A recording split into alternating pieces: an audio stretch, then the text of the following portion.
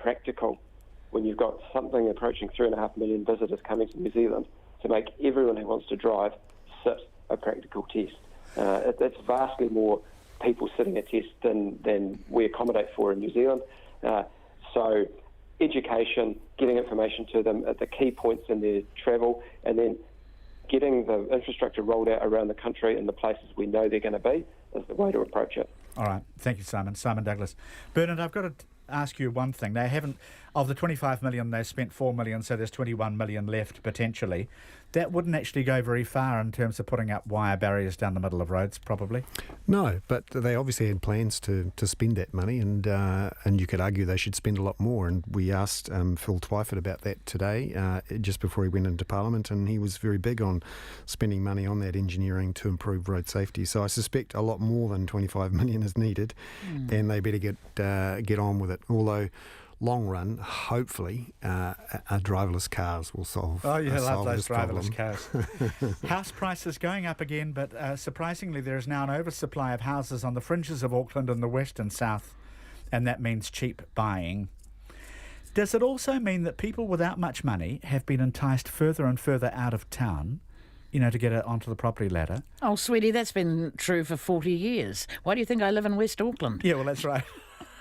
But is it turning out, well, is a new version of this then turning out to be a bit of a devil's bargain without amenities and such? Well, I mean, at the end of the day, we're very lucky I think, in Auckland, because, I was out in Manukau the other day. I hadn't been there for a couple of years, and honestly, it's like a whole other world. And, West Auckland is developing. I mean, Auckland's a combination of villages anyway, so if you have to live on the outer rim of the village, at least you haven't got far to go to find a McDonald's.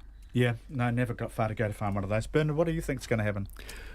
There'll be lots more houses built, and the shock horror, when you increase supply, sometimes prices fall, and we're seeing that in some very small parts of South Auckland, and it's what's needed. No one, of course, in the real estate industry or in the world of politics wants to say this, or a banker, but ultimately we need to somehow reduce those prices of land and property in Auckland and all around the country.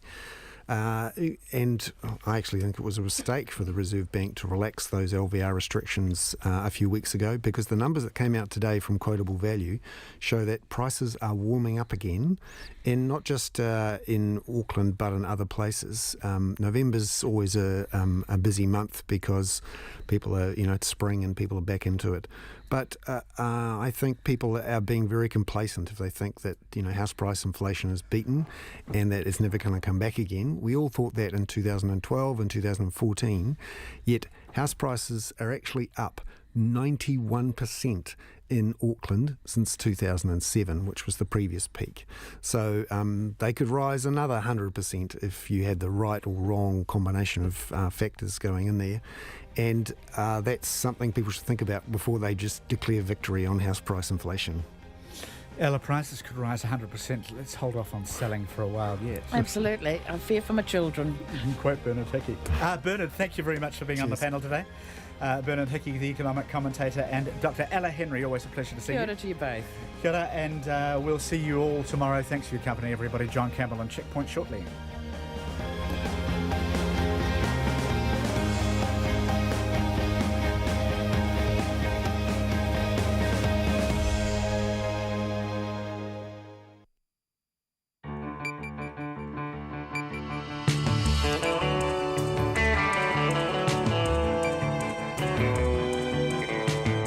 Kia ora everyone. Tonight we speak to a man who's received 58 weekly emergency accommodation grants, making him the government's longest ever motel tenant. This comes as briefings provided to the incoming government released today show demand for social housing has increased by 72% in the past 2 years. Lots on housing tonight. Also tonight, more than 30,000 Aucklanders will have their commuting disrupted by tomorrow's rail strike. Wellington residents are the latest to be warned to conserve water. New Plymouth throws open the welcome mat to Freedom Campus, much to the surprise and consternation of some. Dunedin residents face a 6% rates increase to pay for the city's proposed 10-year plan. And Christchurch residents warn they'll face a 3% rates increase if the government forces the council to chlorinate drinking water. RNZ News at 5 o'clock. No, my Heidi, my good afternoon. I'm Paul Brennan. An investigation has been launched after two Air New Zealand Boeing 787 Dreamliner aircraft had to abort their journeys to Japan and Argentina because of engine problems. The Transport Accident Investigation Commission says both incidents happened just after the jets had taken off from Auckland. Its Chief Commissioner, Jane Mears, says the engines showed abnormalities and were shut down and the planes returned to the airport. The Transport Accident Investigation Commission has opened inquiries into both events, with investigators having been on the ground in Auckland since Tuesday. The Commission's purpose is to establish the circumstances and causes of these events and to make any recommendations needed to prevent a recurrence. Jane Mears there. Air New Zealand is cancelling some flights and delaying others because of the engine problems with its long-haul fleet. The turbine blades are prone to corrosion and cracking and the engines will need maintenance sooner than expected. But there are no spare engines and that will mean planes have to be taken out of service. And thousands of Air New Zealand passengers have already had to make alternative travel plans because of the engine issue. Passengers on today's cancelled flights have been given the option of leaving tomorrow or travelling on other flights through Australia. And the Transport Accident Investigation Commission says some helicopter companies are operating their aircraft beyond the limits recommended by their manufacturers.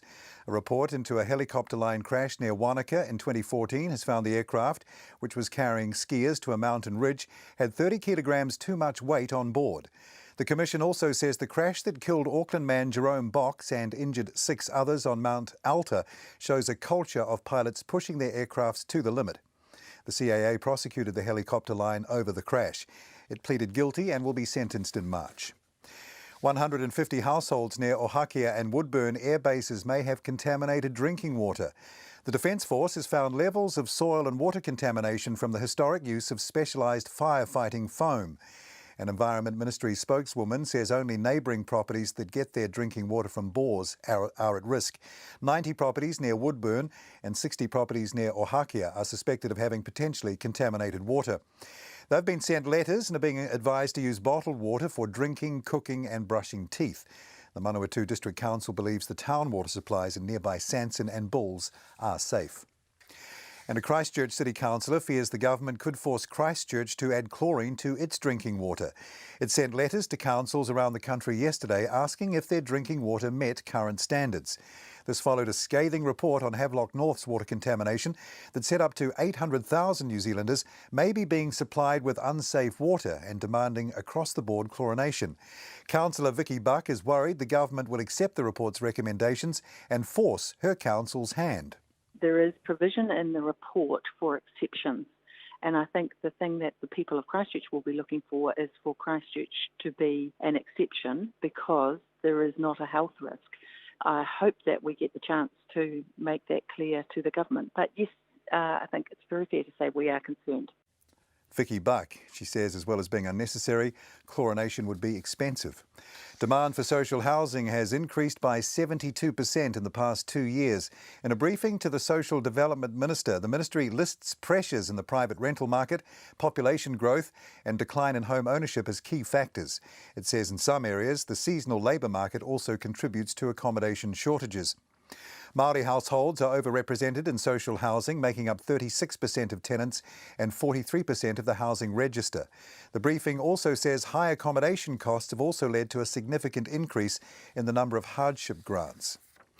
Auckland Transport says it only has a handful of extra buses to cope with the 30,000 commuters who will have to go without train services tomorrow. Train staff are striking for 24 hours from 2 a.m. over the introduction of driver-only trains by the rail operator Transdev. Auckland Transport's Chief Services Officer Mark Lambert expects roads to be busier than normal tomorrow and is asking people to allow more time for travel. To be perfectly honest, during the peak, the morning peak in Auckland, we're operating roughly 1,300 buses. They're all in service. There's not a number of buses just lying around, not doing anything. So we're seeing what we can get. It's probably a handful.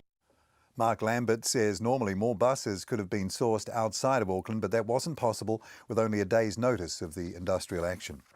Strong Santa Ana winds are predicted to return later today as hundreds of firefighters battle several major wildfires in the greater Los Angeles region. The latest is burning near large mansions in the wealthy Bel Air neighbourhood close to the central city, but the largest is still burning at Ventura to the city's north. CNN's Paul Vercamen is on the outskirts of Ventura. Fire is burning in these foothills right now as far as the eye can see.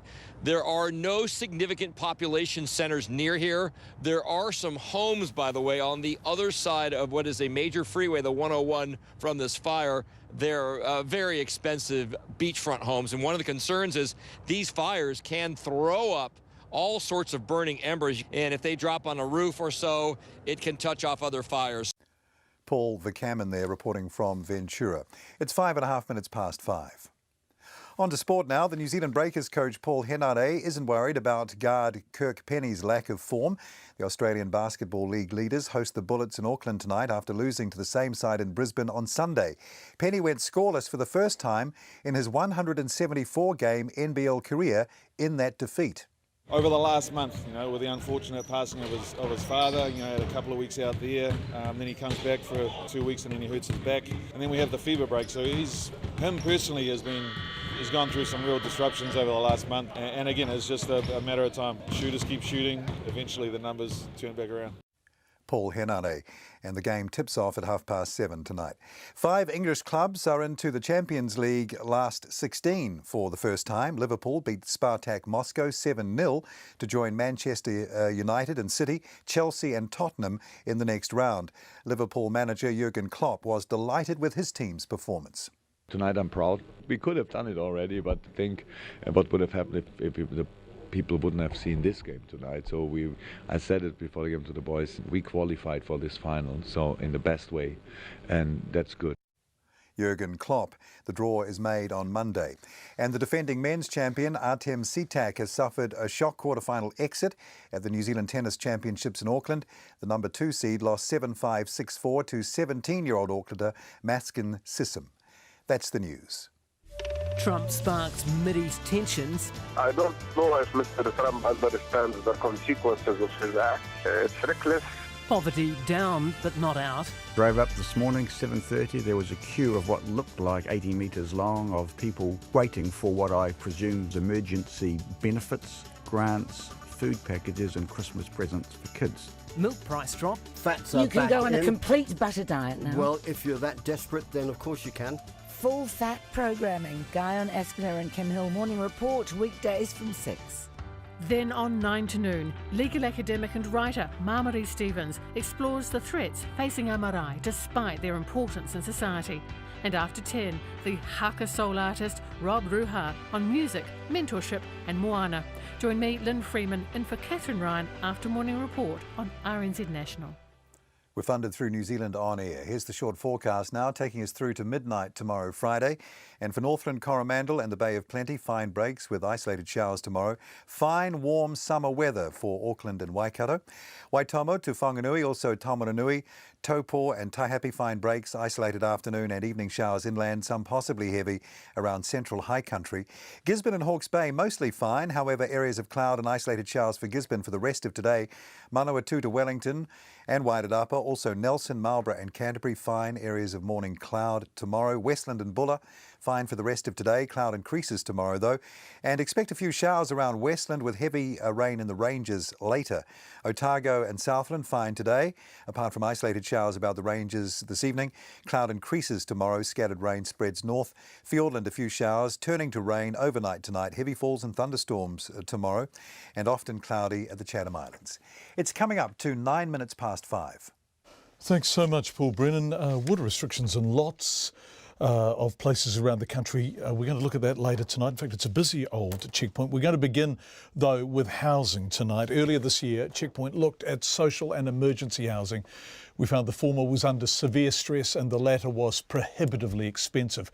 We spoke to families whose very basic motel accommodation was costing the taxpayer well over $1,000 a week. Well, tonight we're able to quantify that even further. Our reporter Michelle Cook has spoken to a man who's received 58 weekly emergency accommodation grants, making him the government's longest ever motel tenant.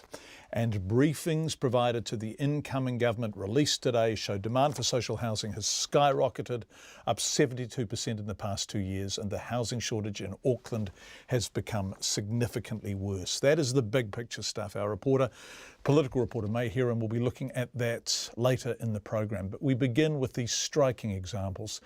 The government has spent almost $400,000 on emergency accommodation for just 5 families. The Ministry of Social Development spent $82,000 for just one family to stay in motels for just 14 weeks. And at least 6 families and individuals have spent longer than 39 weeks living in motels as emergency accommodation. Michelle Cook, our reporter, and our cameraman Nick Monroe met Robert Erueti and discovered he's still not in a permanent home more than a year after he was first put in a motel. 53-year-old Robert Erueti called his Panmure State House home for more than 15 years. That was until police asked Housing New Zealand to test the home for methamphetamine, and it returned a positive result. His son, who was on parole at the time, was living with him, and they would often have visitors. In February 2016, Housing New Zealand gave Robert just 1 week to vacate. I was sleeping rough, and I approached my daughter, and she said we can go to housing. Oh, not to housing, to MSD together and get me accommodation, like a motel, a temporary accommodation. The Ministry of Social Development agreed and placed Robert in several motels, including this one, the Astor Motel in the Auckland suburb of Ellerslie, at a cost of $770 a week. He received at least 58 weekly emergency grants, making him the government's longest ever motel tenant, at an overall cost of $44,000. During this time, Robert, who has diabetes, essential hypertension, an eye condition, and suffers from sleep apnea, had to prove to the ministry every single week that he was actively looking for rental accommodation. He says he gave up after being consistently turned down by private landlords. I kind of felt that this was going to drag on.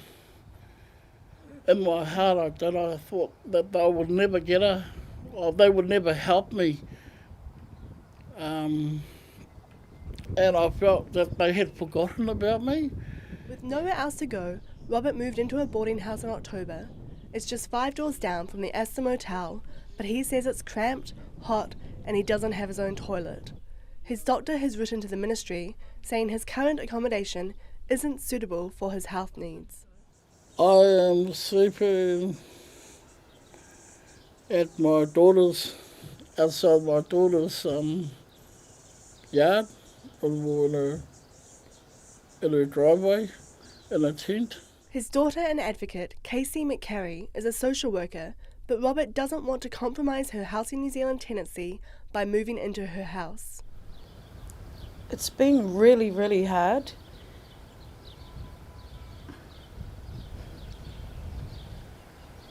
Just seeing my dad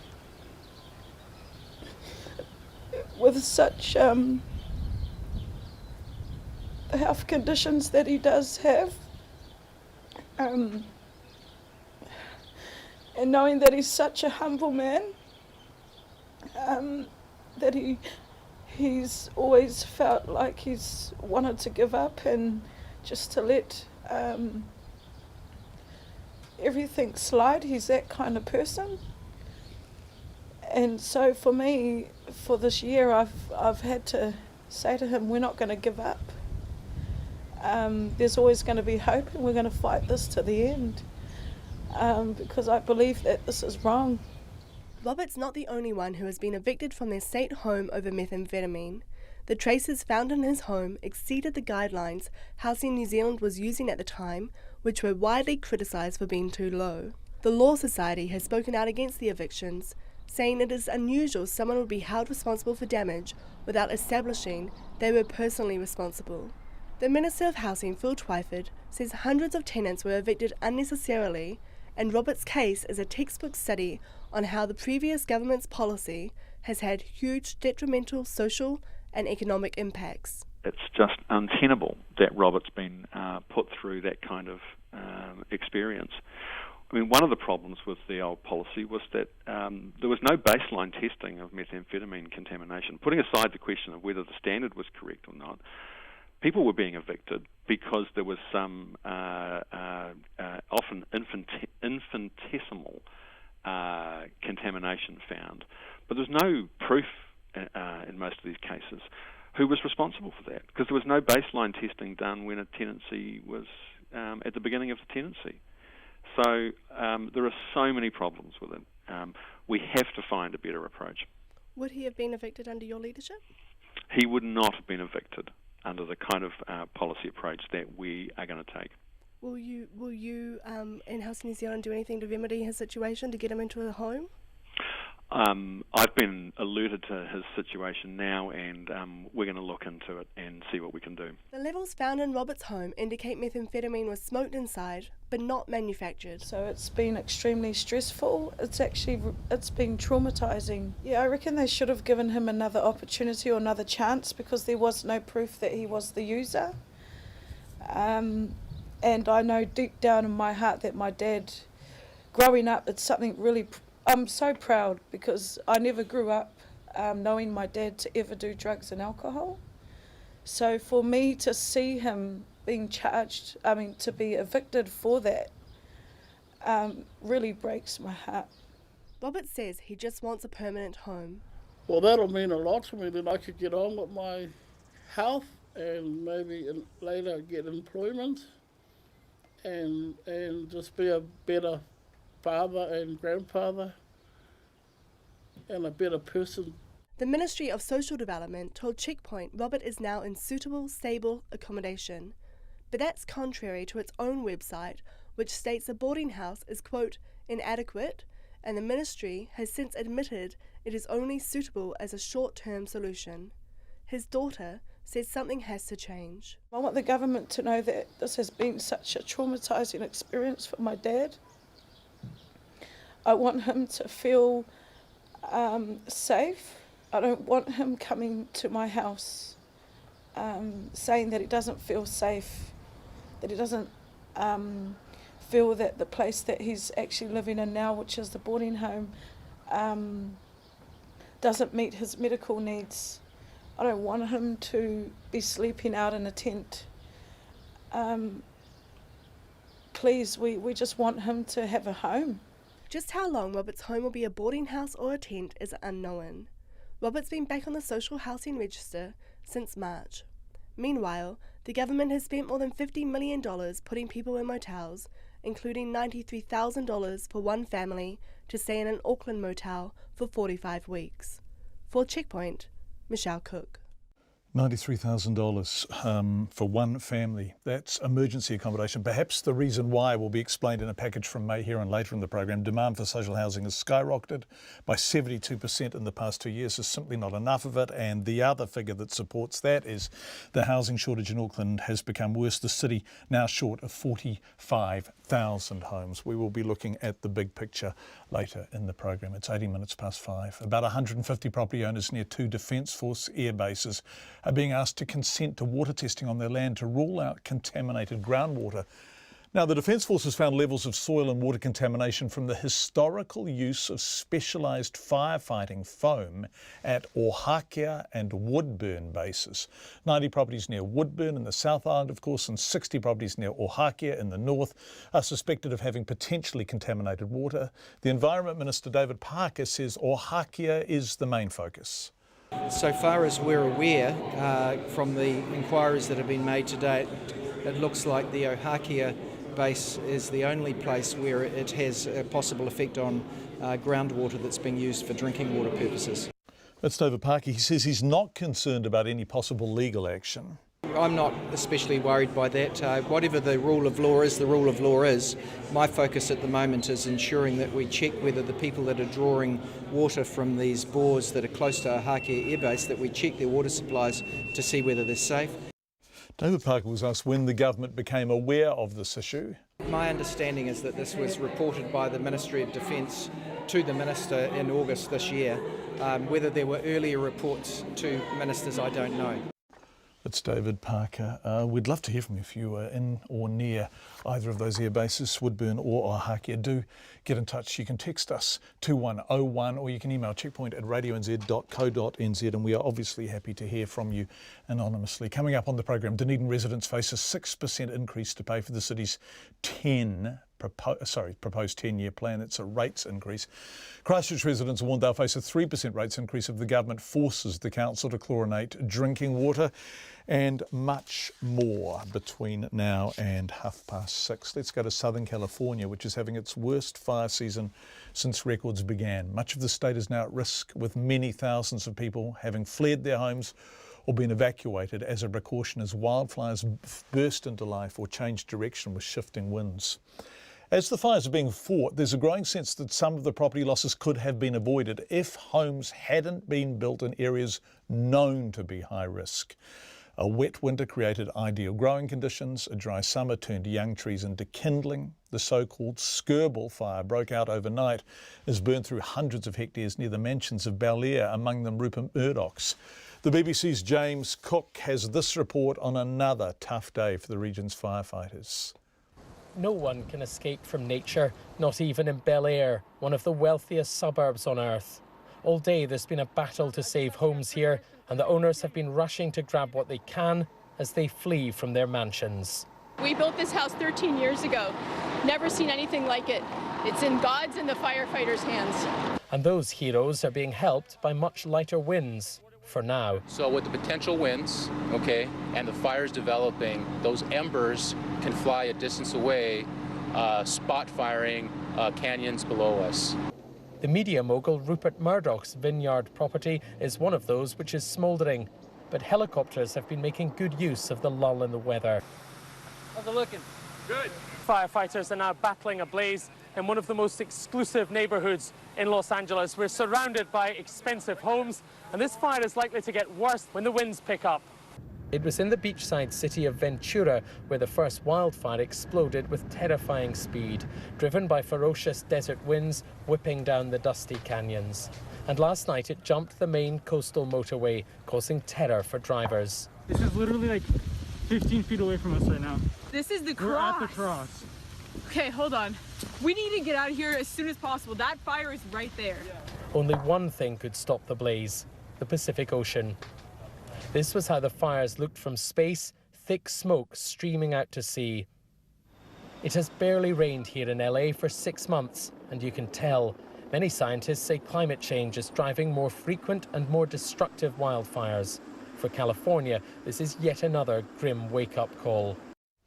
That's the BBC's James Cook. As TV networks put helicopters in the air and went live from the scene of the fires, perhaps the most extraordinary footage of all was being shot by a man who simply was driving to work. Andrew Mutsabao lives in Ventura but works as a financial advisor in LA. And he was heading along one of California's most famous freeways, driving beneath a sign telling him the turnoff to Sunset Boulevard was 2.5 miles away, when the view through his windscreen was suddenly hills of fire. He tweeted it, and it's been seen by more people than much of the television coverage. Well, that's my normal commute to work.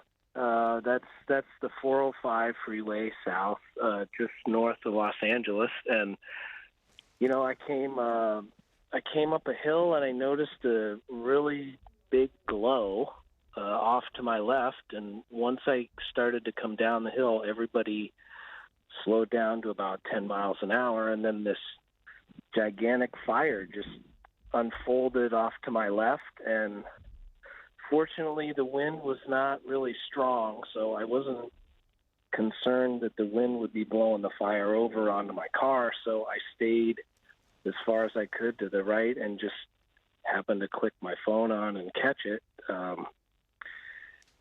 And it was a lot bigger than that video really showed too. It was pretty big, but compared to the fires that we have going on in Southern California, that was actually small. I mean, that ended up being a 100-acre fire. We have an active fire in Ventura County that's 65,000 acres. Yeah. Is your home all right before we go on? Oh, yeah, everything's good. I can still kind of smell the smoke in my nose, but I'm fine. So, and your home and the homes of everyone you love, they're still standing? Oh, yes. That's about where I was driving is about 30 miles away from my home. So. Okay. And so there was no stage where you thought, obviously the winds weren't big and strong and fast, and there was no stage where you thought, I'm going to be engulfed. You were just able to kind of say, wow, I'm going to record this.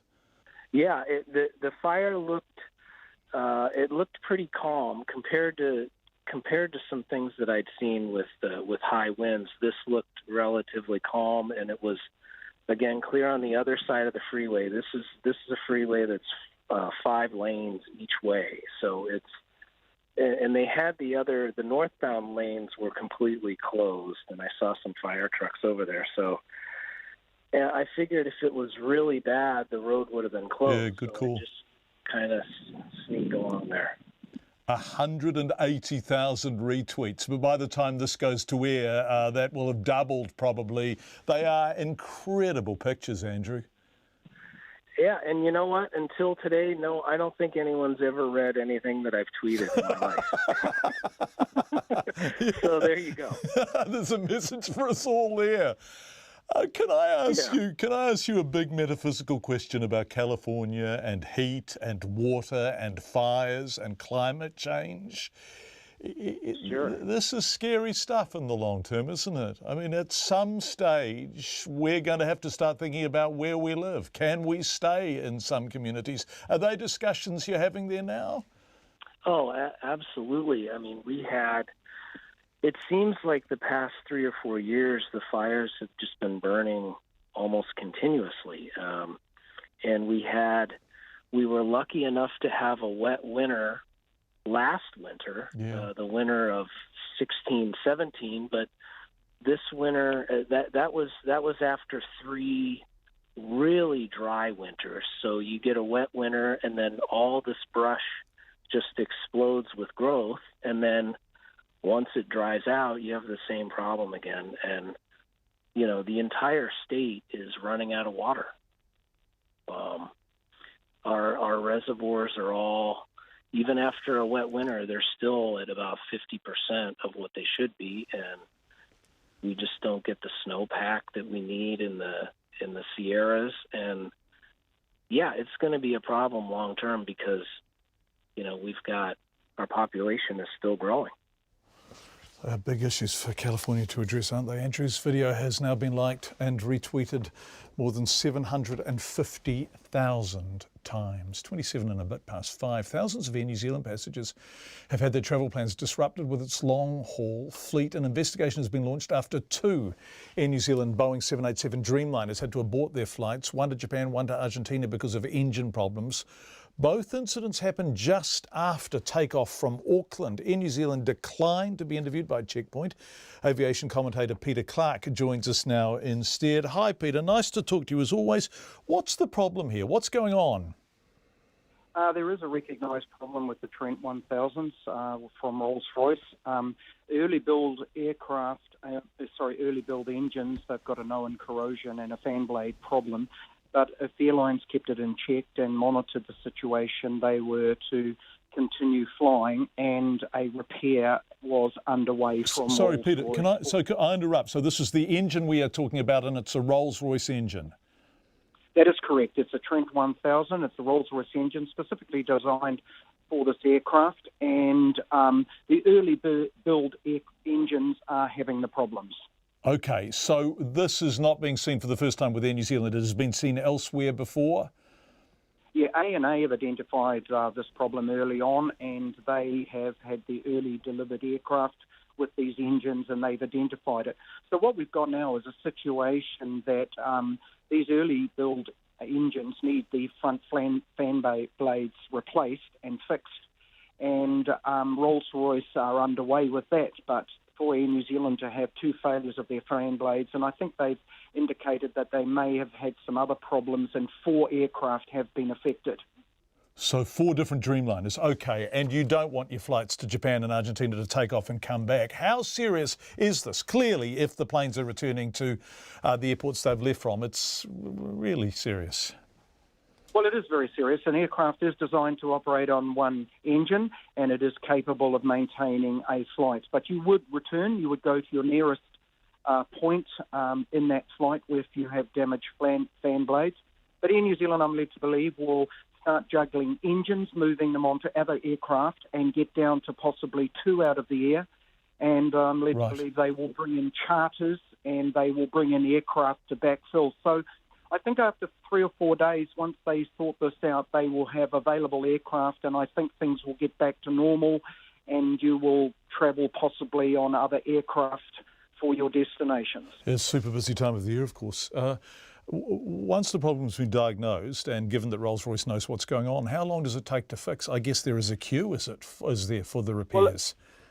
Well, there is, and there's only a number of available spares around the world. There's basically only two factories, one in Singapore, one in Derby in the UK, that service these engines. Now, I think all the spare engines have been allocated, so that's probably another contributing problem. So you've got to take your engines off and get them to these service points to get them repaired, because that's part of the agreements of owning these engines. So there's nothing wrong with the aircraft, it's the engines, but it's the most critical part of the engine of the aircraft getting you from A to B. And there's a lot of water out there, so no airline would operate over water if they had any indication of a fault, and that's what Air New Zealand has done. But we are going to see a few flights cancelled in the next 3 or 4 days. Peter Clark, aviation expert. Thank you so much, Peter.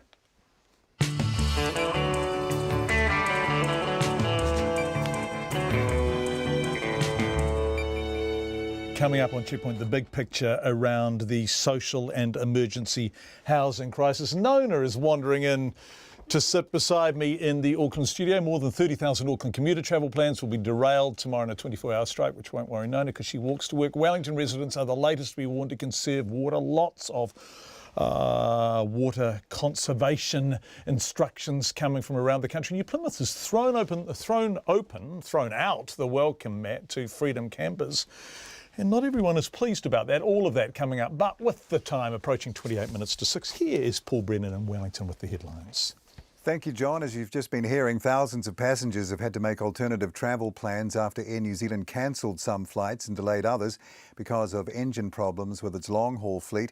The Transport Accident Investigation Commission has launched an investigation after 2 787 Dreamliners had to abort their journeys to Japan and Argentina just after taking off from Auckland. The airline has no spare engines, so planes have to be taken out of service. Passengers on today's cancelled flights have been given the option of leaving tomorrow or travelling on other flights through Australia. And the Commission says some helicopter companies are operating their aircraft beyond the limits recommended by their manufacturers. A report into a helicopter line crash near Wanaka in 2014 has found the aircraft, which was carrying skiers to a mountain ridge, had 30 kilos too much weight on board. 150 households near Ohakia and Woodburn air bases may have contaminated drinking water. The Defence Force has found levels of soil and water contamination from the historical use of specialised firefighting foam. An Environment Ministry spokeswoman says only neighbouring properties that get their drinking water from bores are at risk. 2 people suffered minor injuries in a small explosion at the Ara Institute of Canterbury in Christchurch this afternoon. Southern Fire Communications says a contractor was carrying out maintenance work inside a building on the campus when the glue being used somehow ignited, causing an explosion. St John says 2 people were treated at the scene. Auckland Transport says it only has a handful of extra buses to cope with the 30,000 commuters who will have to go without train services tomorrow. Train staff are striking for 24 hours from 2 a.m. over the introduction of driver-only trains by the rail operator Transdev. And Wellingtonians are being warned to heed water restrictions or risk having the council turn the tap off completely for outdoor water use.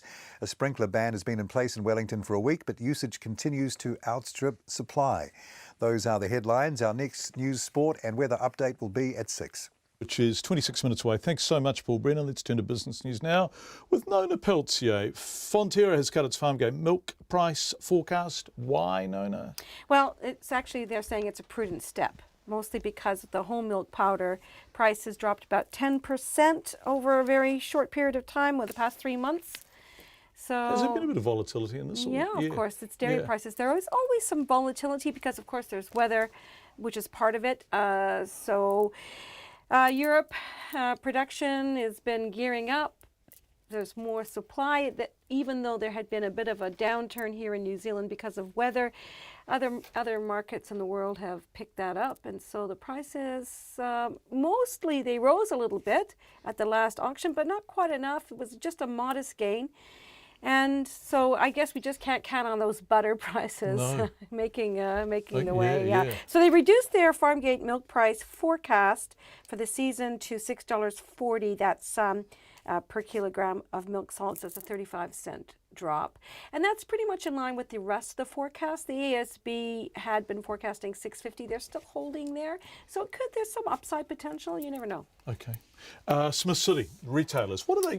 For people who don't have Smith City where they live, what do they sell? I'm not surprised that a lot of people haven't heard of them, although they're very big in the South Island, and they've been going for 100 years. Selling what? They sell furniture and household goods. Okay. And they've been in business for a long time. They got about 30 stores, and they have opened their very first Auckland stores. Two. One in Waido Park, which is on the North Shore. Yes. And one in Mount Wellington, which is on the South Shore. Yes, and neither one of those are in shopping malls, and which is not really what we expect to see with new retail. It's all about destination shopping. Well, they say that their new format stores are a destination all in themselves. Go check it out. It's got these wide aisles. I said, well, okay, I don't know. I don't go shopping for household goods myself, seeing as I don't have a big house or anything. Do you have a car, Nona? No car, no house. I'm kind of boring like that. Yeah, no, not at all. There's nothing boring about that, Nona. Nothing. I'm not going down Mount Wellington Highway. Okay, so Waido Park and Mount Wellington are obviously places people head to. Yeah. Sylvia Park and Mount Wellington already, but they're not part of that complex. No, they're just not. Nearby they're not. They're nearby, yeah. And they what they did was they decided that they would move north and bought a company called Furniture City, which had a store in Whangarei as well as these other two. And they've refurbished them. They've updated them with this new format. They have another store in Hastings, so they're moving to the North Island. It's kind of a gutsy move with retail the way it is, but they think it's they've got the right formula. So thanks, there Nona. you go. Now the markets. Oh yes, the markets. Well, actually, we have an exact reversal of what we had yesterday. So we're up 42 points. That's up just over 0.5% to 8,173. And our dollar is trading just a slight bit weaker, 68.6 US cents, 90.8 Australian, 51.2 pence. Nona Peltier, whose footprint, your carbon footprint must be spectacularly small. That's right, except I go to Canada, so that probably offsets okay, I take that back. Thanks, Nona. It's 23 minutes to 6, reversing decades of US policy and defying international warnings. The US President Donald Trump has announced the US will recognise Jerusalem as the capital of Israel and begins plans to move the American embassy there. Why is this so important? Well, because Jerusalem is significant to Jews, Muslims and Christians, is regarded by Israel as its capital city, but Palestinians regard East Jerusalem as the capital of a future Palestinian state. In other words, well, Israel has thanked Mr. Trump, but the decision has enraged the Arab world and caused concern among other world leaders over the threat it poses to the Middle East peace process. Here's the BBC's John Sopel. Thank you. The President signing this or that proclamation has become a commonplace, but nothing he's put his name to is as consequential or historic as this. A decision that upends US policy to the Middle East, the most troubled region in the world. Past decisions had failed. It was time for a new approach. Today we finally acknowledge the obvious, that Jerusalem is Israel's capital. This is nothing more or less than a recognition of reality. It is also the right thing to do.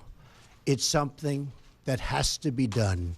It's a decision that the Arab world and close allies cautioned against, but the President has gone ahead.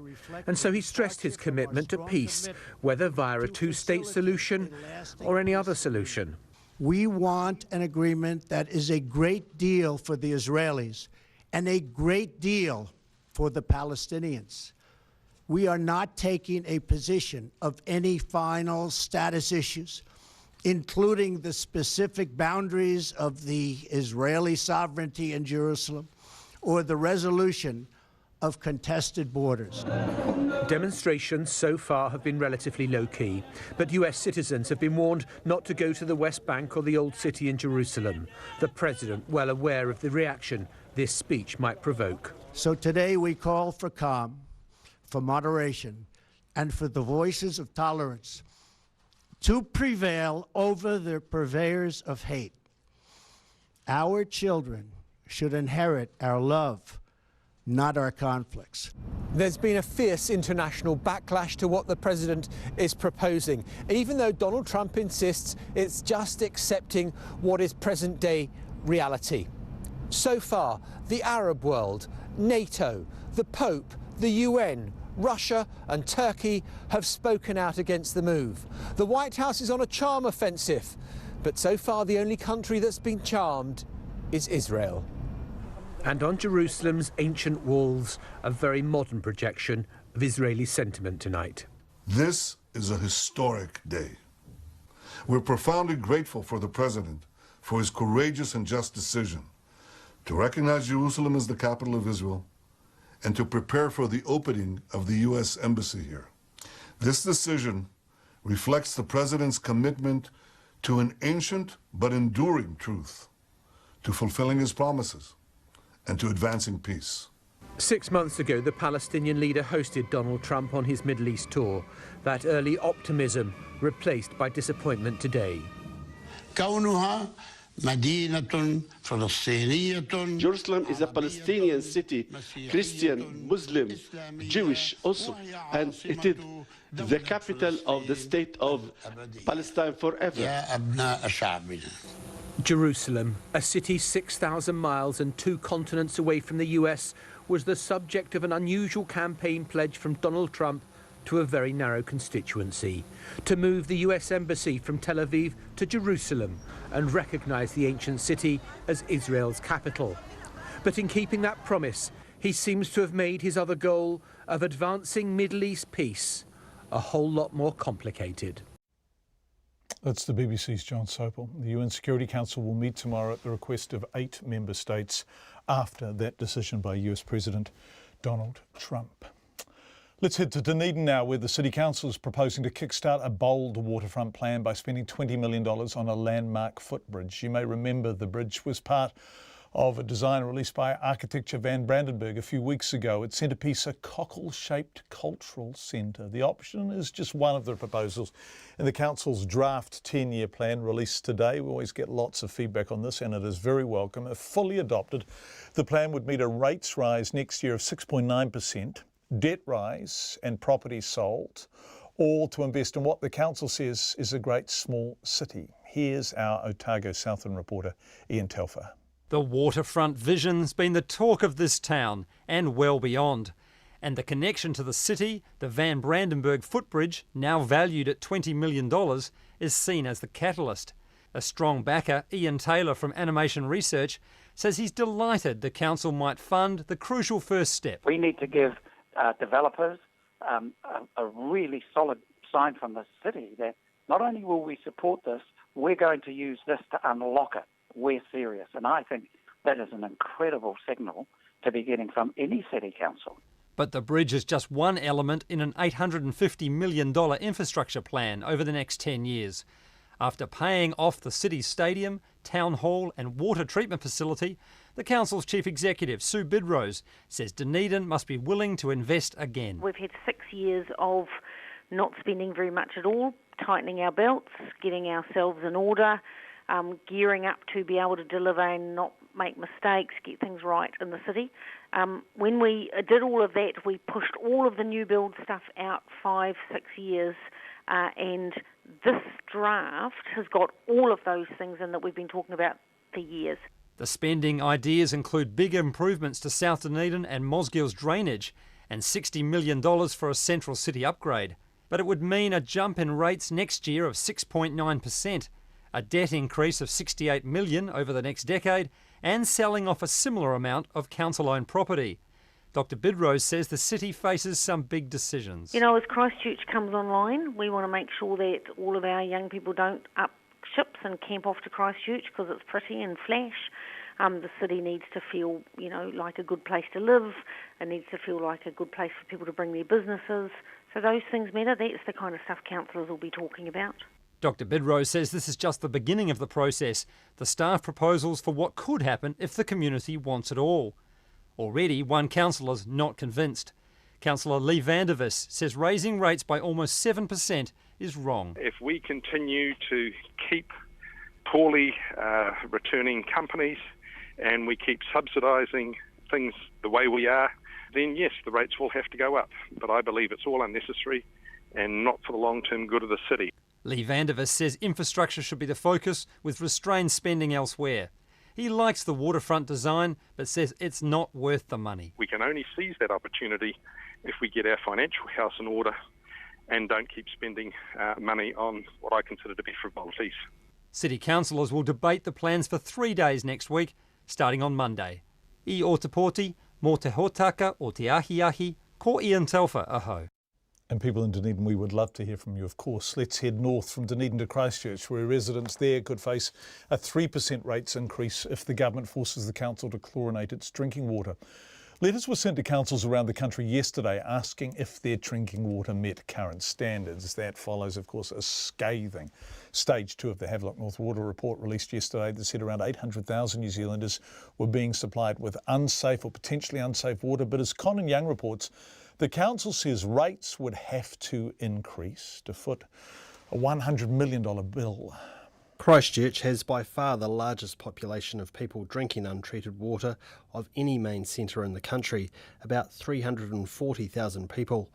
Most are proud of this and feel safe in the knowledge their pristine water is coming from bores deep underground that is safe from contamination from surface water, as happened in Havelock North. Christchurch City Councillor Vicky Buck says the city's water is safe. What we do in Christchurch is actually test more frequently than we need to. We've just deepened the bores in the northwest. There is areas of chlorination on the peninsula and some of the small communities who have shallow bores. We don't chlorinate, but we treat the water as though it is a very special treasure and not one that we want to mess with. Because there's no chlorine in the water, the council tests each of its bores for E. coli daily. The first sign of contamination, and it moves to chlorinate that supply until the bugs disappear. The council has the backing of health authorities. The Canterbury Medical Officer of Health, Dr Ramon Pink, says its approach is above and beyond what the council is required to do. This approach and monitoring has been continuing for some considerable time now, and we have been able to, or the City Council has been able to provide a quality supply of water. However, yesterday's report says this approach doesn't work. It says E. coli testing has never prevented an outbreak and notes test results take a minimum of 24 hours after contamination to produce a result, sometimes longer. Thus, by the time a result is obtained, huge quantities of contaminated water may already have travelled through the pipes to people's taps. The report says councils should not be given a choice about whether or not to treat their water, as public health is too important.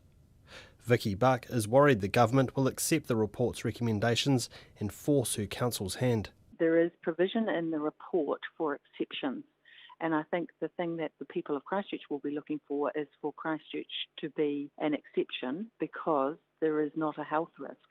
I hope that we get the chance to make that clear to the government. But yes, I think it's very fair to say we are concerned.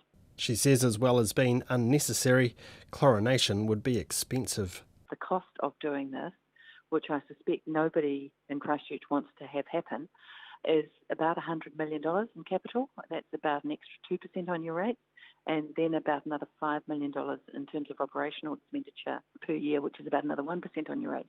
Most of those spoken to on the streets of Christchurch today were opposed to adding chlorine to their water. I think it tastes like shit, and I don't personally think that it's something that we should be ingesting into our bodies. Yeah. People have drunk fresh rainwater for hundreds and hundreds of years, and there's not been a problem. So I think Havelock North's got quite a different groundwater system to us, and as such we should learn from that, but at the same time shouldn't jump to conclusions. I own a fish and that's not good for him. I don't think it's necessary and don't like the taste. Yeah. You've got a young one there. You're quite happy with the safety of Christchurch's drinking water? Yeah. I haven't had a problem with it so far. I think Christchurch's got a good water quality and like to keep it like that. A document will be delivered to Cabinet on Monday by the Health Minister David Clark on parts of the report that need to be urgently addressed. In Ōtautahi, ko Conan Young tēnei. Lots of feedback coming in on water tonight. As someone who got sick from the water in Havelock North, trust me, you would rather pay more in rates and have water that is safe than get sick.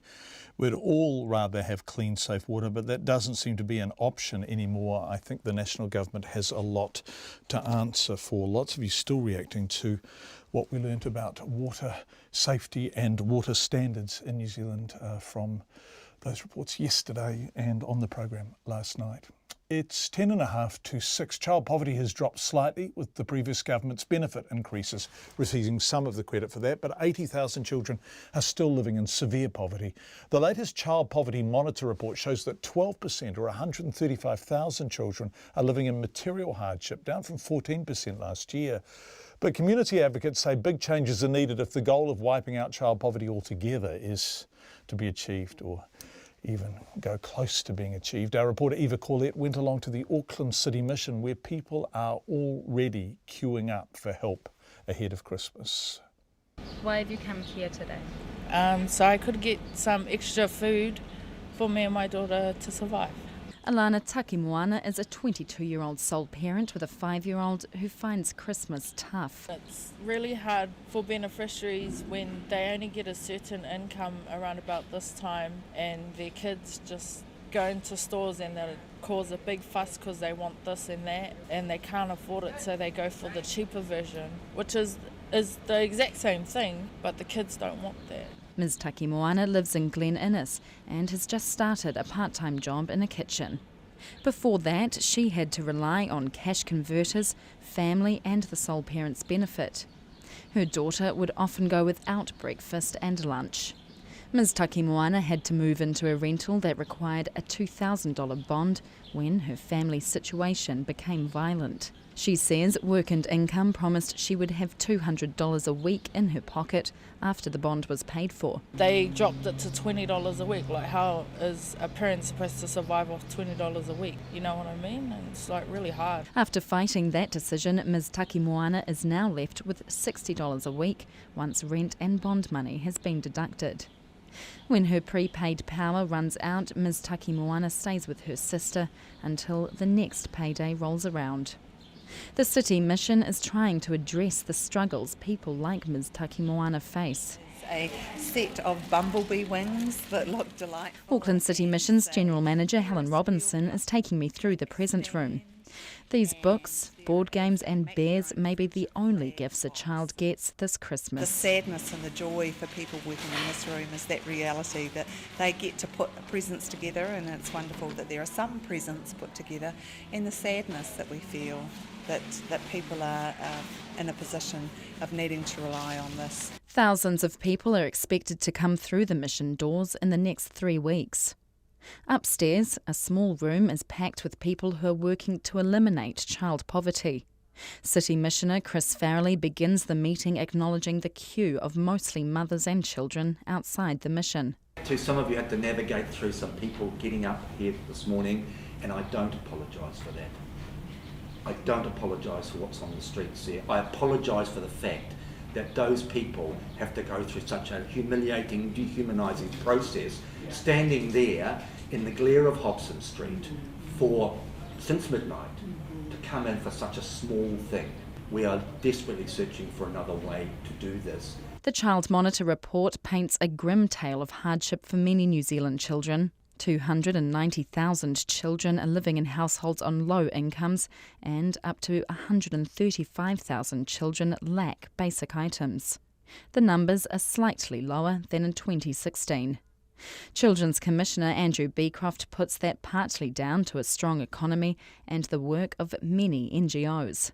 But he says the data from the middle of last year would be better if it was more timely. We haven't yet seen the effect of what the previous government did in terms of the $25 a week increase in child benefits. We haven't even seen anything of the increase in the Working for Families package. So that'll come through, but we haven't been able to measure the effects of those yet. Susan St John from the Child Poverty Action Group says big policy changes need to happen. One of the most cost-effective ways to raise the lowest families with children up to the poverty line or close to the poverty line is to make sure that every low-income family gets the full Working for Families entitlement. Ms St John says that there also needs to be more information collected around the accumulation of debt. I tāmaki makoro mō te hōtaka o te ahiahi, ko Eva Corlett, tēnei. Let's head from downtown Auckland to New Plymouth, where warnings are being sounded that the move to throw the district open to Freedom Campus could have dire consequences for tourism. In a surprise move last night, the council moved to scrap an existing ban on freedom camping and vehicles without toilets and tossed out proposed limits on the number of motorhomes at sensitive sites. Here's our Taranaki Whanganui reporter, Robin Martin. Peter Crawford, who leases the Fitzroy Beach and Belt Road motor camps from the New Plymouth District Council, is horrified it's thrown out the welcome mat to freedom campers. He's worried about the impact of the open door policy. My bigger fear is long term.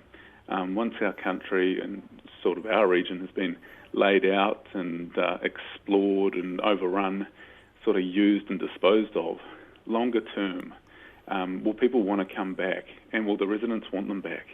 Mr Crawford says this approach attracts the wrong type of tourist and risks a public backlash similar to that experienced in the South Island. Eventually our residents will say enough's enough, let's close up. Some councillors believe we should be open for business. Well, we already are. If they want to expose us, then I think that's a problem, because eventually our residents will say, no, we're no longer open for business. We don't want you people coming. Bernard was trimming his hedge in Kawaroa, an area popular with freedom campers. A 5-vehicle limit had been proposed for the reserve, but now it will be open to everyone all year long. Bernard's not thrilled. You see all sorts of things, like there are toilets there and showers there, but then it gets abused and you find lots and lots of rubbish around the place. There's a black rubbish bag in the middle of one of the pūtakawas and it got camper rubbish in it. Surfers are also baffled that the popular Waiwakaiho River mouth has no restrictions. The president of the New Plymouth Surf Riders Club, Daisy Day, says access is already difficult. Can you describe what it gets like at Wisey's from time to time? Pretty chocker, and it's not just, there's very few surfers. It seems to just be the people who know that they can use that area for car parking, and it's very, very congested. So we're all fighting for car parks now.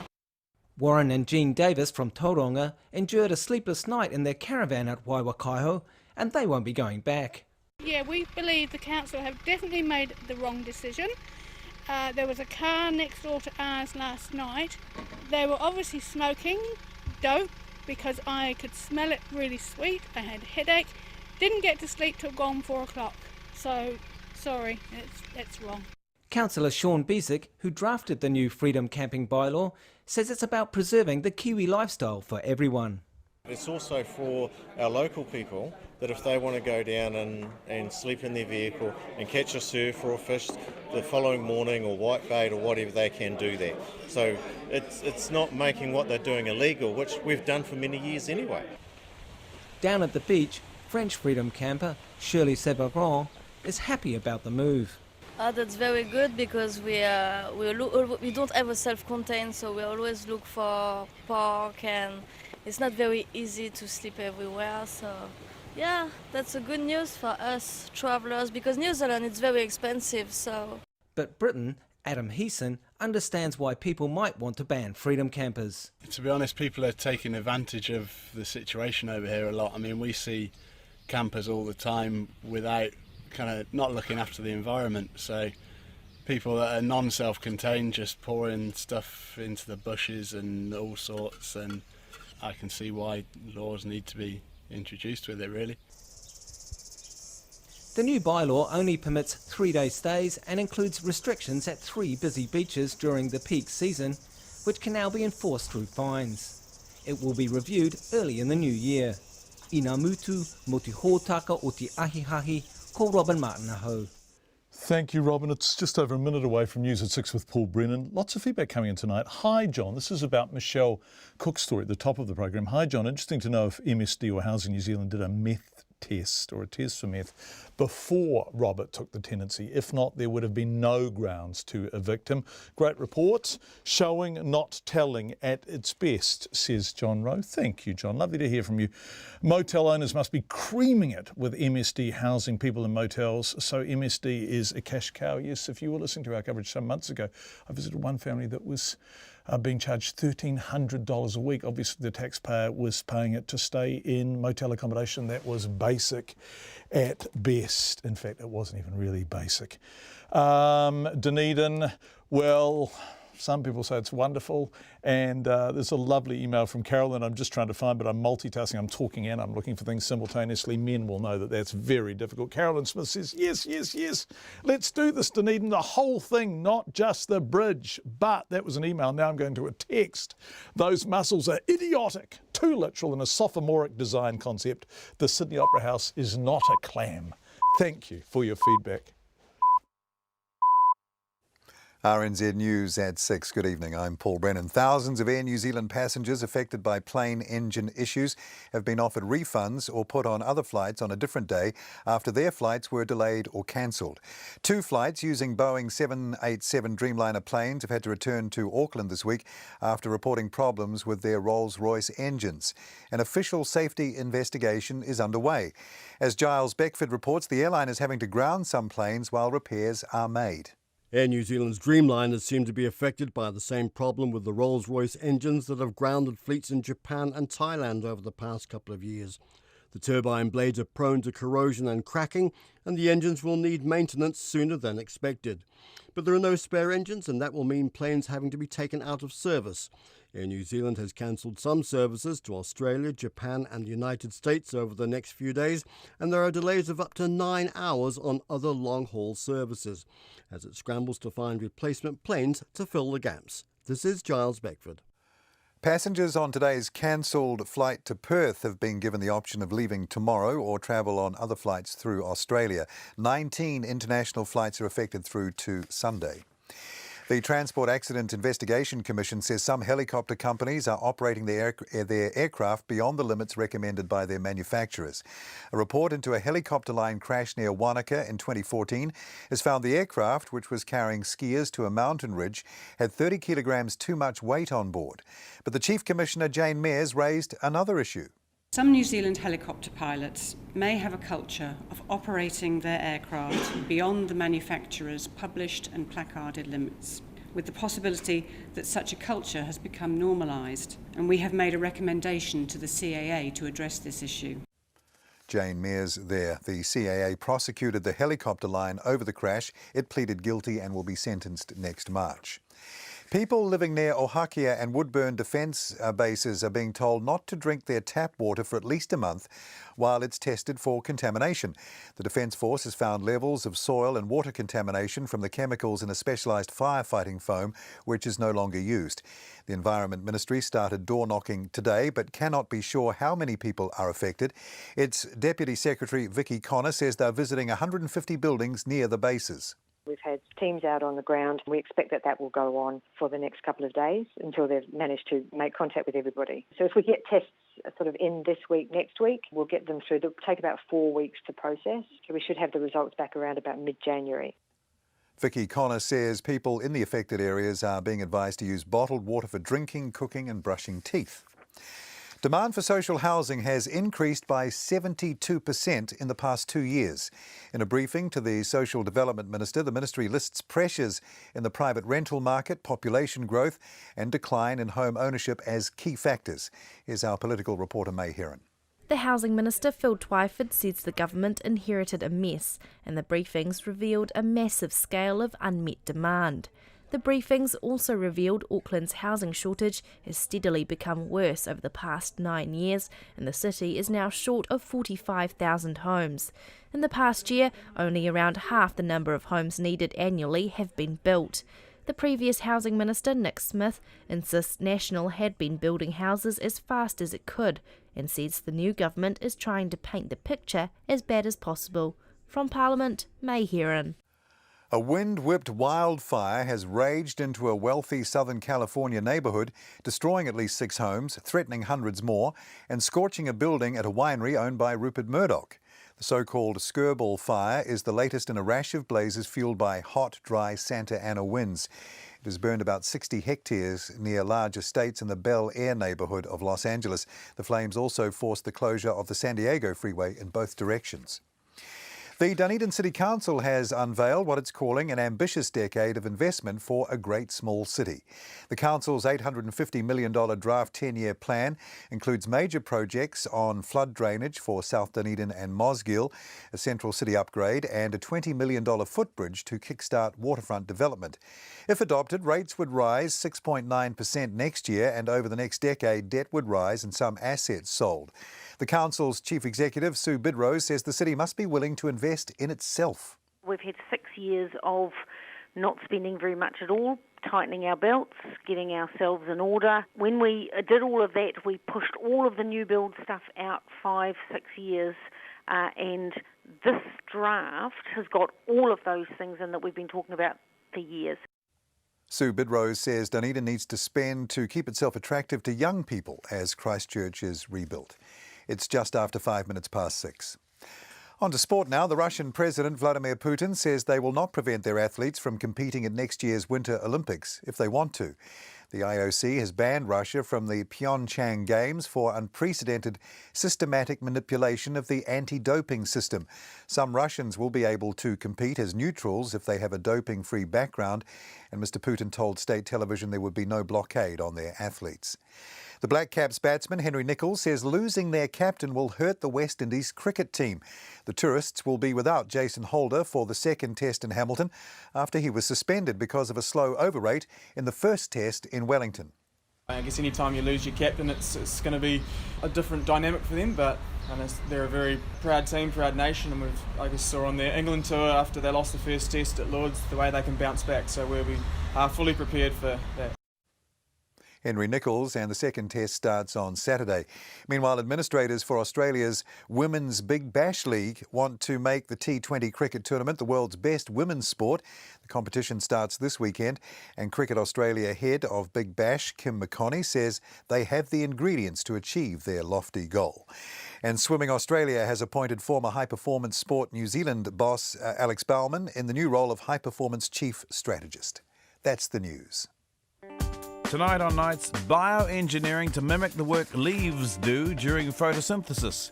We find one thing Palestinians and Israelis have in common: going to the races.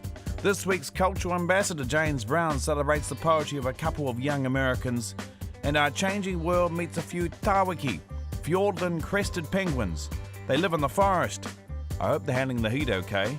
On Nights with me, Brian Crump, from after the news at 7 on RNZ National. Short forecast now taking us through to midnight tomorrow, Friday. From our Met Service, of course, Northland, Coromandel Bay of plenty. Fine breaks, but isolated showers tomorrow. Fine, warm, sunny, summery, actually they say here, weather for Auckland and Waikato. Waitomo to Whanganui, also Taumarunui, Taupo and Taihape. Fine breaks, isolated afternoon and evening showers inland. Possibly heavy, some of them, about the central high country. Gisborne, Hawke's Bay, mostly fine. However, areas of cloud, isolated showers for Gisborne for the rest of today. Manawatu to Wellington and Wairarapa, also Nelson, Marlborough and Canterbury, fine. Areas of morning cloud. Westland and Bulla, fine today. Cloud increases tomorrow, though, and showers develop in Westland. Heavy rain in the ranges later tomorrow. Otago and Southland, fine today, apart from isolated showers about the ranges this evening. Cloud increases tomorrow. Scattered rain spreads north. Fiordland, a few showers turning to rain overnight tonight. Heavy falls and thunderstorms tomorrow, and it will be often cloudy at the Chatham Islands tomorrow. It's exactly 6:08.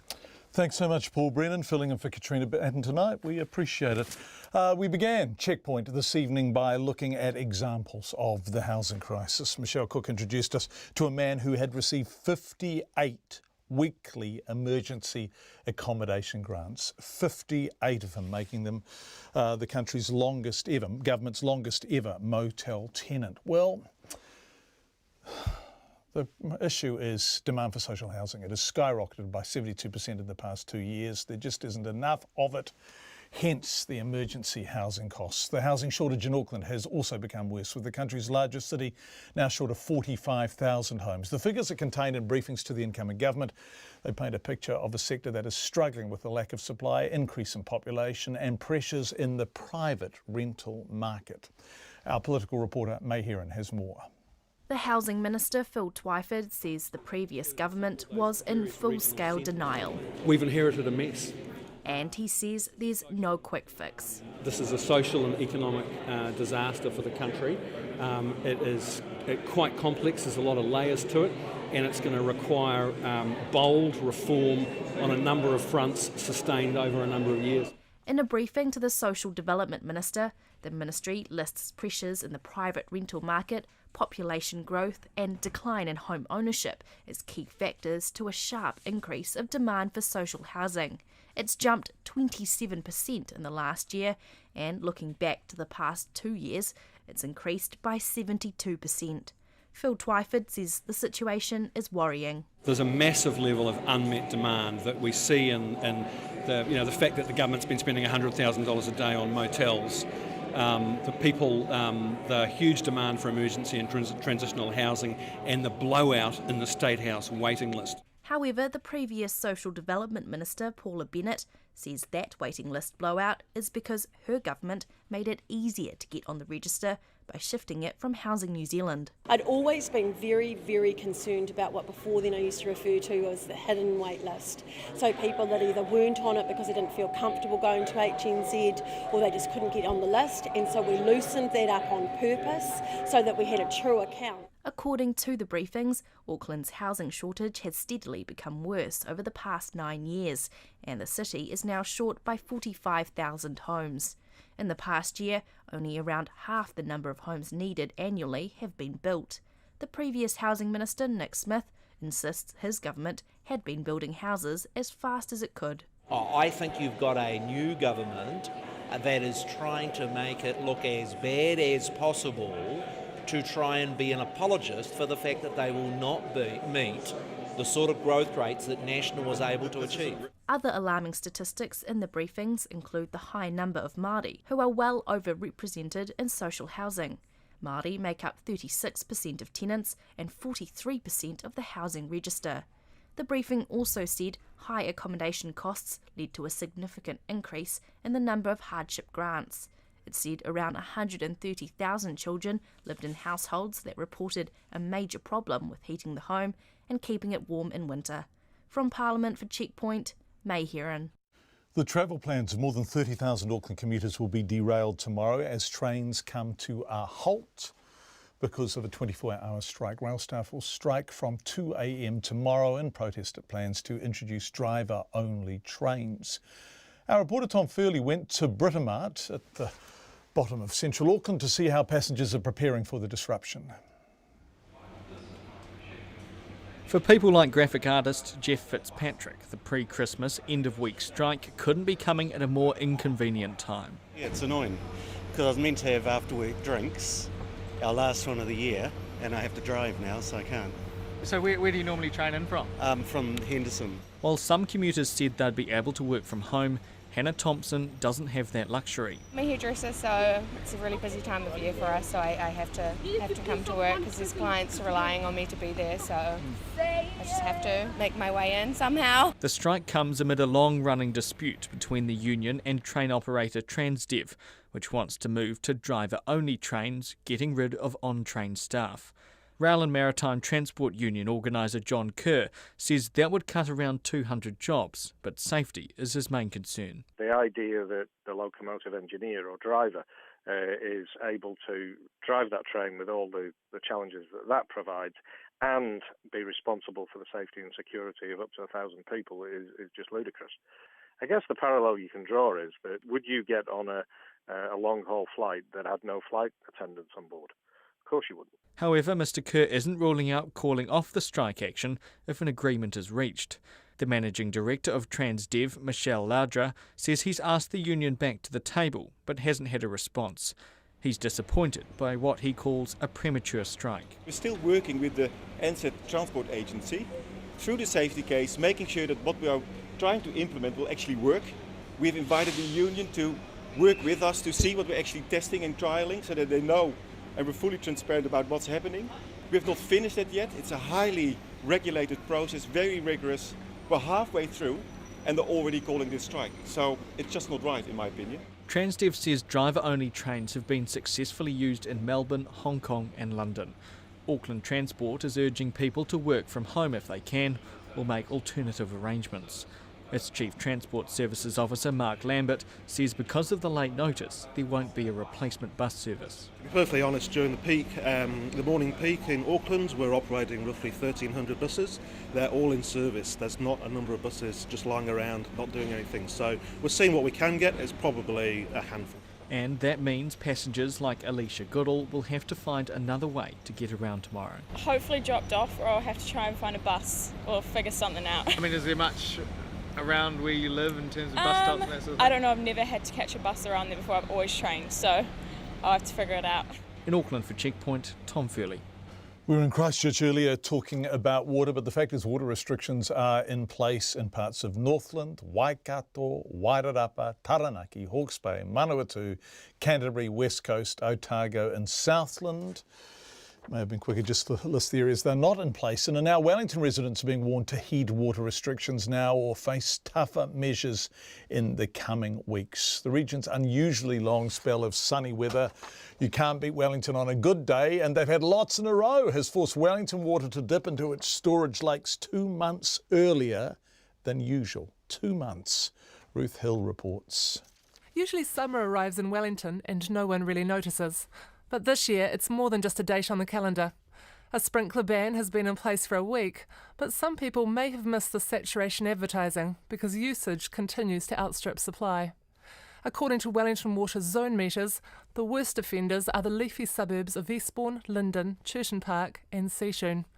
One long-time Seashun resident, Bev Gilby, says she's certainly not to blame.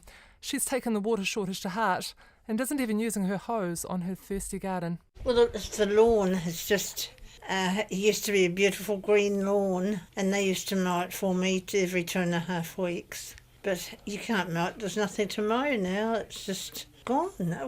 I've never known a year like it. A spokesman for Wellington Water, Alex Van Parson, says the freakishly early summer means the region is already having to tap into its storage lakes at Te Marua and Upper Hutt, which aren't usually needed until February. That is just super early, really, for us to be dipping into those water savings. And, of course, we have to remember that every drop we take out of the lakes now, as long as it's dry, we aren't putting back. If water levels continue to plunge, the Regional Council could ban all outdoor water use, including car washing and filling swimming pools. Rain is forecast for Sunday, but Mr Van Parsons says that's unlikely to relieve the water shortage, as rainwater coming after a long dry spell is usually too dirty to treat. But there is some good news for gardeners anyway, courtesy of Linnea Lindstrom, the coordinator of Newtown Community Gardens. Don't weed at all in summer. That is the biggest risk in people's gardens, really, having bare soil. Bare soil it's like skin without any sunscreen, and it's just losing water extremely, extremely fast. At the community gardens, they're building wicking beds with the help of volunteers from the Salvation Army. These have a liner and a substrate of gravel over a reservoir and only need watering once a week to keep vegetables thriving. No such clever fixes are available at the Island Bay Bowling Club. The club's greenskeeper, Stephen Edmonds, is more of an orange keeper at the moment, trying to keep his erstwhile green sward from cracking. This is our main asset, this is a lot of money's worth out there, so we just got to try and do it as best we can. It's very difficult. We need to put water, but it's very restricted and it's mainly by hand now. NIWA's chief climate scientist, Sam Dean, says New Zealand has become more at risk of drought, and that's due to climate change, the combined effect of ozone depletion and greenhouse gases. That doesn't mean that next year will be just like this year and that forevermore will we be having such extreme summers. But if you think of this as, the spike, the extreme sort of odd event, you might expect that as we move, say, towards the end of the century, that becomes just normal. Water restrictions are already in place in parts of Northland, Waikato, Wairarapa, Taranaki, Hawke's Bay, Manawatu, Canterbury, West Coast, Otago and Southland. Meanwhile, NIWA is forecasting more of the same for the rest of summer, thanks to the weather pattern La Niña. For Checkpoint, Ruth Hill. A man has appeared in court in London accused of plotting to kill the British Prime Minister Theresa May. The 20-year-old from North London is alleged to have planned to blow up the security gates at number 10 Downing Street before attacking Mrs May with a knife. From London, here's June Kelly. Counter-terrorism detectives moved in on two men last week. Yesterday they were charged, and this morning, amid high security, came their first court appearance. One is accused of planning to strike at the heart of the British government and assassinate Theresa May. He's Naimur Zakaria Rahman. In the dock with him was Mohammed Aqib Imran. In court came the outline of the prosecution case. Naimur Zakaria Rahman is 20 years old and told the court he was Bangladeshi British. He's accused of planning to detonate an improvised explosive device, in other words, a bomb, at the Downing Street gates. In the chaos that would follow, it's alleged that equipped with a suicide vest, a pepper spray and a knife, he wanted to get down the street into number 10 and kill the Prime Minister. He was arrested last Tuesday in West London. It's claimed that he had two inert improvised explosive devices in his possession. He's also accused of helping his co-defendant, Mohammed Aqib Imran, to prepare terrorist acts. It's claimed he was planning to travel abroad to join IS fighters. Yesterday, the head of MI5 briefed the cabinet about the security situation. 9 Islamist-inspired plots are said to have been thwarted this year. The next hearing in this latest case will be in 2 weeks' time. That report from June Kelly. The identity of a former Wanganui collegiate music teacher accused of grooming and sexually abusing a student over 4 years has been revealed. Name suppression for Trevor Ian Gibbs lapsed today. This is a historic case, and there are 5 charges of doing an indecent act on a boy and 1 of sodomy. All are denied.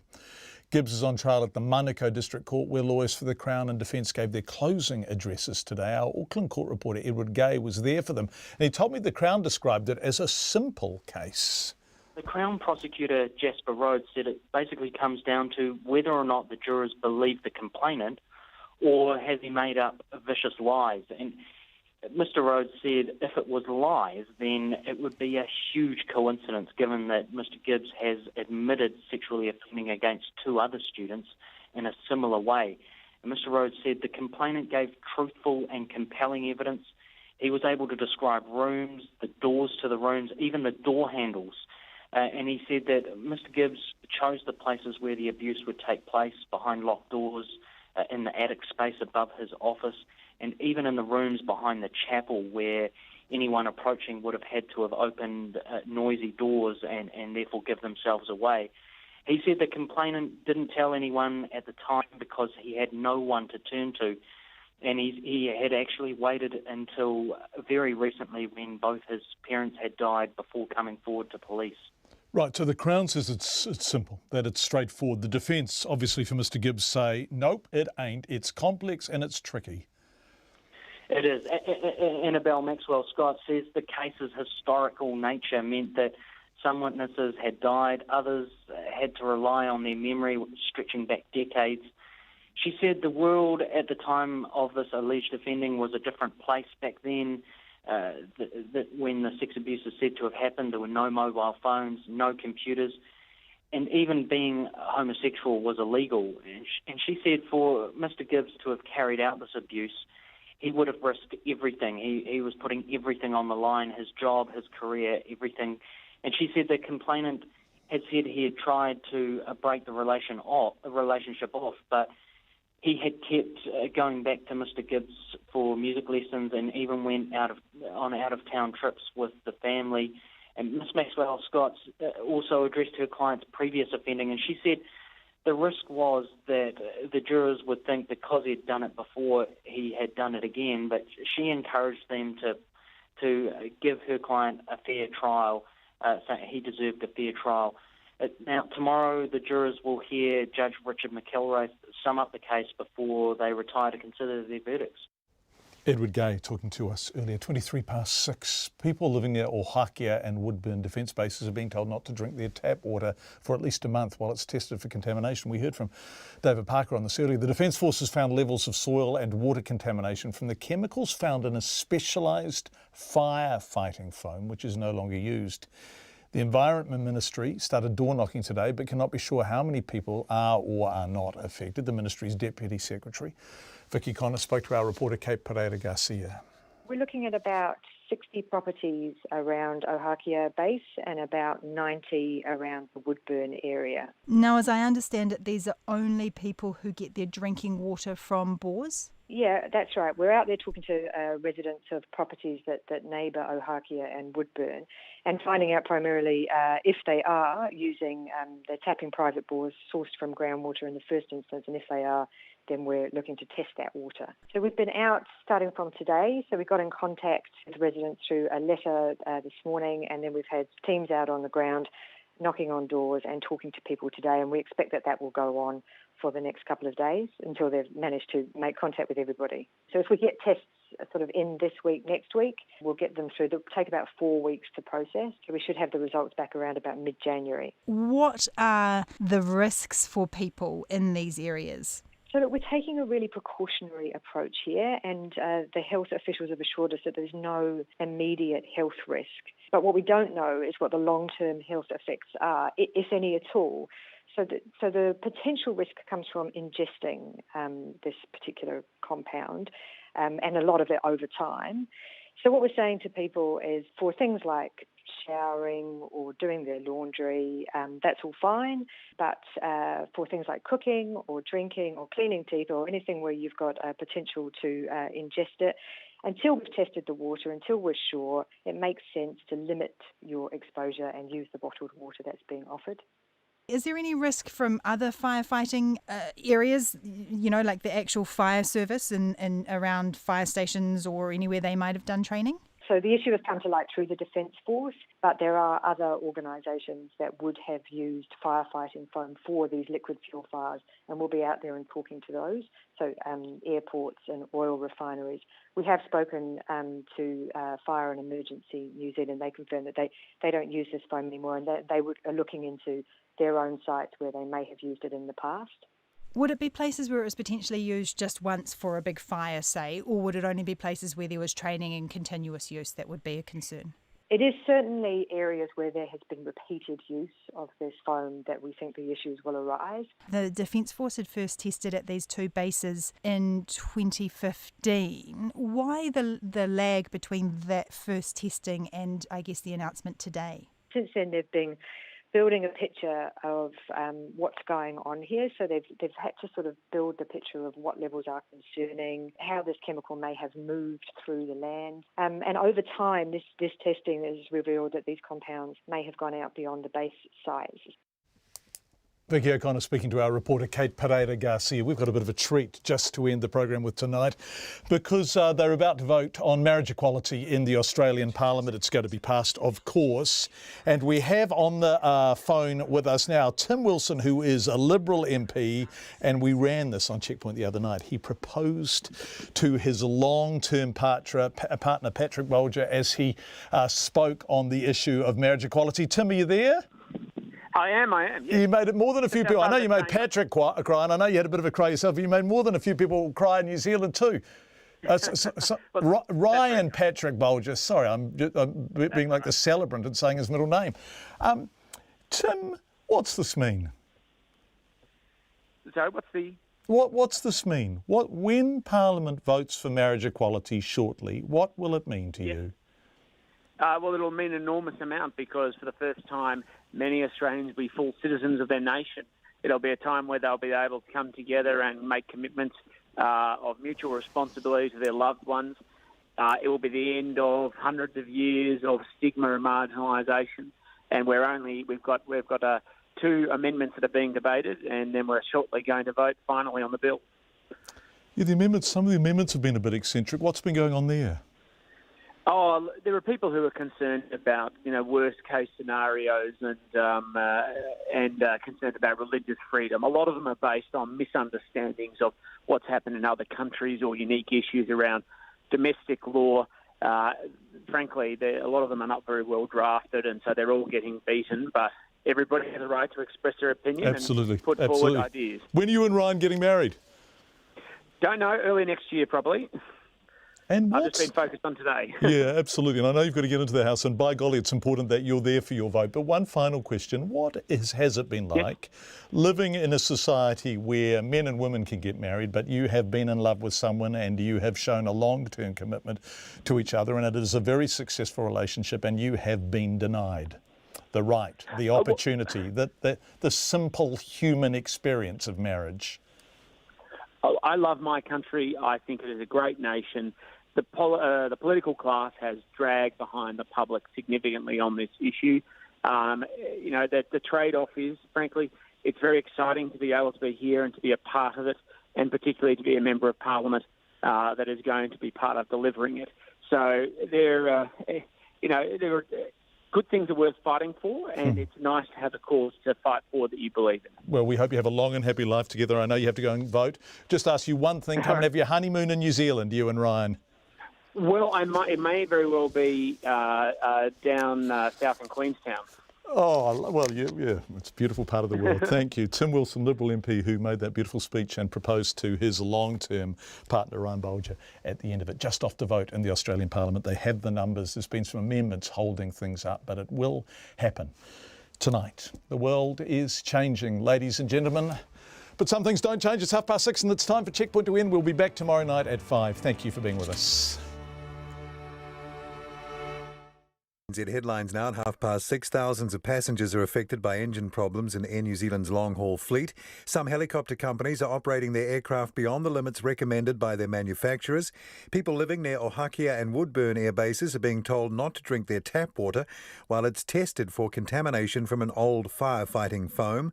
Demand for social housing has increased by 72% in the past 2 years, and Auckland Transport says it only has a handful of extra buses to cope with the 30,000 commuters stranded by tomorrow's rail strike. Our next news and weather will be at 7. Sad lady walking through town. This week on New Horizons, we explore the world of outsider music as the songs of the mysterious Connie Converse are sung by artists from Jeff Tweedy and